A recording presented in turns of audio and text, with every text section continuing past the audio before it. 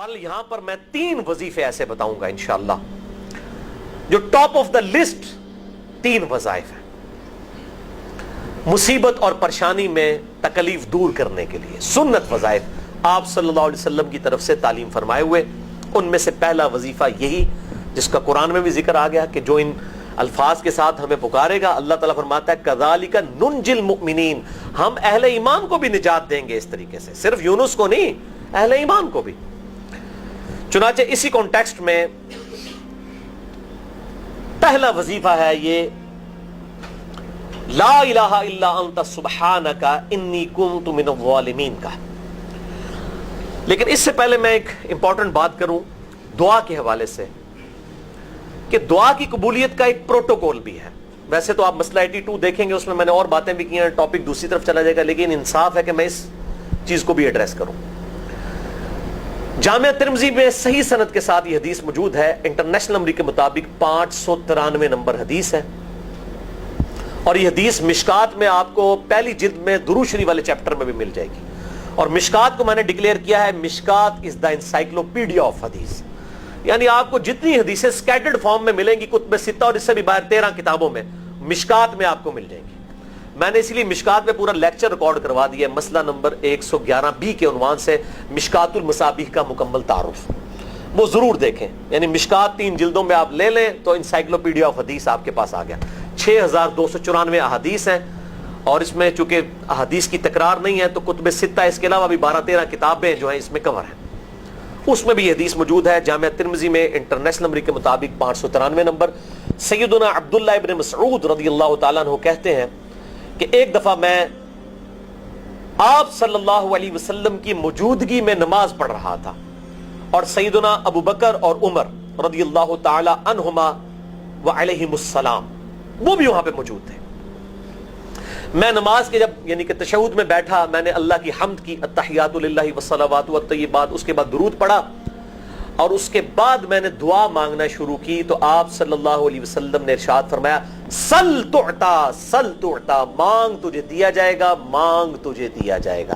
یعنی جو درود شریف اور ذکر کے ذریعے متوجہ ہوتا ہے اللہ تعالیٰ اس کی دعا قبول کرتا ہے۔ اور پھر ابن مسعود ادھر ہی روایت کرتے ہیں، ساتھ ہی جامعہ ترمذی میں دوسری حدیث ہے صحیح سند کے ساتھ کہ ایک شخص آیا، اس نے جو ہے وہ نماز کے دوران حمد و درود کے بغیر ڈائریکٹ اللہ سے مانگنا شروع کر دیا۔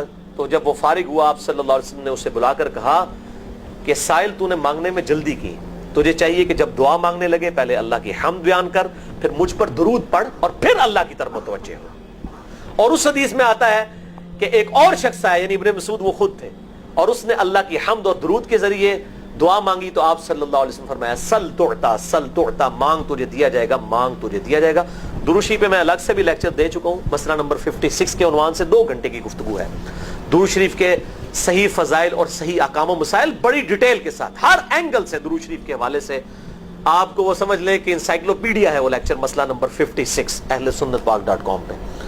تو دعا کے لیے حمد اور درود شریف ضروری، اس لیے دیکھیں نماز کی انٹلیکچوئل ترتیب ہے، آپ پہلے دعا کرتے ہیں التحیات للہ والصلوات والطیبات، اللہ کی حمد کرتے ہیں، پھر نبی صلی اللہ علیہ وسلم پر سلام عرض کرتے ہیں السلام علیکہ ایھا النبی، اس کے بعد آپ درود پڑھتے ہیں، اور اینڈ پہ آپ دعا مانگتے ہیں اللہم انی اعوذ بک من عذاب جہنم ومن عذاب القبر ومن فتنة المحیا والممات ومن شر فتنة المسیح الدجال، یا اللہم ربنا آتنا فی الدنیا حسنة وفی الآخرة حسنة وقنا عذاب النار، یا رب اجعلنی مقیم الصلاة ومن ذریتی ربنا وتقبل دعائی ربنا اغفر لی ولوالدی وللمؤمنین یوم یقوم الحساب۔ کوئی بھی دعائیں مانگیں، یہ بھی مانگیں جو میں وظائف بتا رہا ہوں، کیونکہ بخاری اور مسلم کی متفق علیہ حدیث ہے۔ مشکات میں آپ کو تشہد والے چیپٹر میں حدیث مل جائے گی کہ نماز میں تشہد میں درود کے بعد جو چاہو اپنے رب سے مانگو، یعنی عربی میں مانگنا ہوگا، دعائیں مانگیں، دعائیں معصورہ کتاب و سنت میں جتنی ہیں وہ مانگیں، اس کے علاوہ بھی مانگ سکتے ہیں اگر الفاظ درست ہوں لیکن عربی زبان میں۔ تو یہ پہلا وظیفہ جامعہ ترمذی میں انٹرنیشنل نمبر کے مطابق 3505، مشکات میں 2292 نمبر یہ حدیث ہے، اور قرآن حکیم میں تو ہم پڑھ چکے ہیں سورۃ الانبیاء آیت نمبر 87 اور 88 میں۔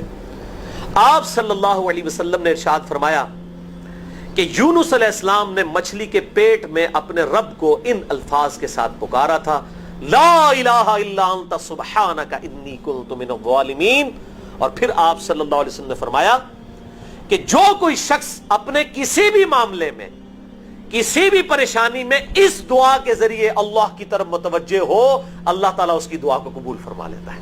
اور قرآن میں بھی آ گیا نا کذالک ننجی المؤمنین. اور کتنا بڑا فتویٰ آیا میرے بھائیوں سورہ الصافات 143 144 فلولا انہ کان من المسبحین. اگر یونس ہمیں ان الفاظ میں ہماری تسبیح نہ کرتا للبث فی بطنہ الی یوم یبعثون, تو مچھلی کے پیٹ میں قیامت تک مچھلی کے پیٹ میں رہتا اگر اس طرح نہ ہمیں پکارتا. اس کی قبر مچھلی کا پیٹ بن جاتی. یعنی یہ اتنا عطاب, اور وہ دور ہو گیا اس دعا سے. بہت بڑے اسماء اعظم میں سے ہے.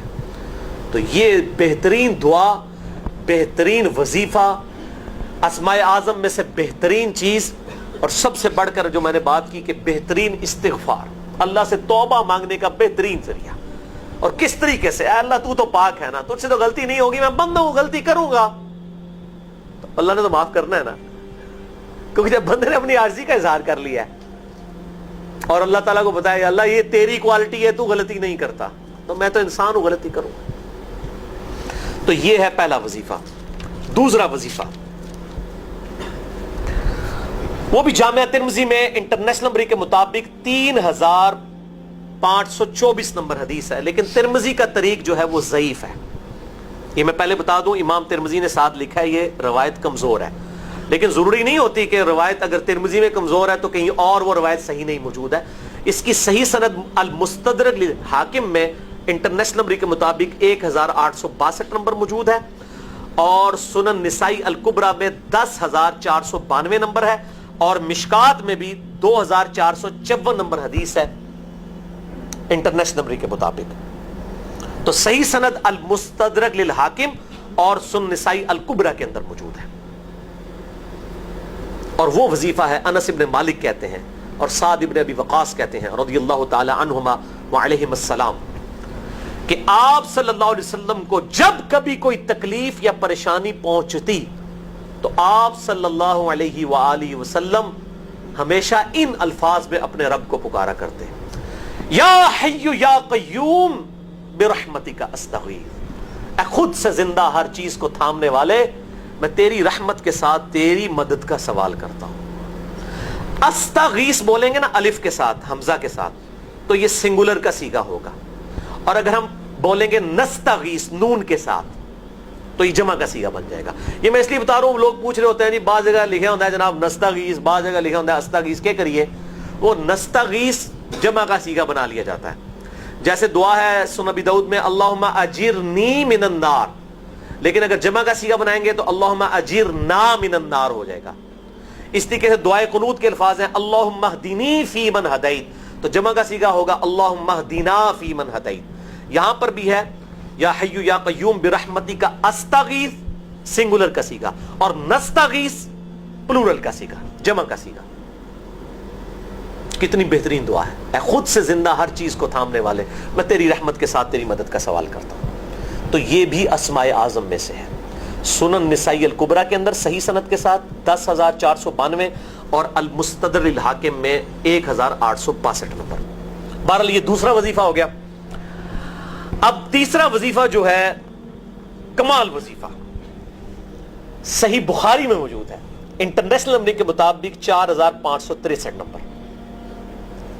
ابن عباس رضی اللہ تعالی عنہما کہتے ہیں وعلیہم السلام, وہ کہتے ہیں کہ سیدنا ابراہیم علیہ السلام کو جب آگ میں پھینک رہے تھے نا تو ابراہیم علیہ السلام نے اس وقت کہا تھا حسبنا اللہ ونعم الوکیل, ہم نے اللہ ہی پر بھروسہ کیا اور وہی بہتر کارساز ہے.